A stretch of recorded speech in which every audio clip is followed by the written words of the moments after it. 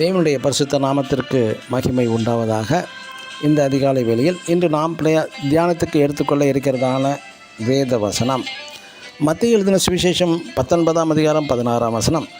நித்திய ஜீவனை அடைவதற்கு நான் எந்த நன்மையை செய்ய வேண்டும்? ஆமென். இயேசு கிறிஸ்துவிடம் ஒரு பணக்கார வாலிபன் நித்திய ஜீவன் இட்டர்னல் லைஃப் பெற்றுக்கொள்ள வழிமுறைகளை கேட்கிறான். இயேசு கிறிஸ்துவும் சில வழிமுறைகளை கடைபிடிக்க சொல்கிறார். தேவன் தந்த கற்பனைகள், கட்டளைகள், பிரமாணங்களை கடைபிடித்து வரும் ஒரு நல்ல விசுவாசி தான் இந்த பணக்கார வாலிபன். ஆனால் நித்திய ஜீவனை பெற இயேசுவின் போதனைகள் சற்று கடினமாக இருக்கிறது இவனுக்கு.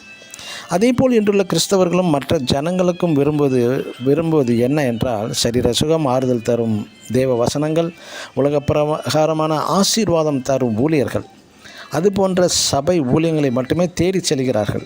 குறிப்பாக நித்திய ஜீவன் பெற்றுக்கொள்ள வழிமுறைகள், பரிசுத்த வாழ்க்கை, தேவ சித்தம் எது என்று உணர்ந்து வாழ்வது பற்றிய உபதேசங்கள் இன்று மிக மிக குறைவு. இன்றுள்ள ஊழியர்களின் முக்கியமான குறிக்கோள் என்ன? பாவிகள் என்ற பெயரில் அனைவருக்கும் பெயர் தந்து அதன் பின்பு சரீர சுகம், அற்புத அடையாளங்கள் மற்றும் வேதத்துள்ள அனைத்து ஆசீர்வாதங்களும் வாக்குத்தத்தம் என்ற பெயரில் உங்களுக்குத்தான் என்றும் வாலிபர்களை பாடல் மூலம் மயக்கி துள்ளி குதிக்க வைப்பது புதிய ஏற்பாட்டின் ஊழியம் என்பார்கள்.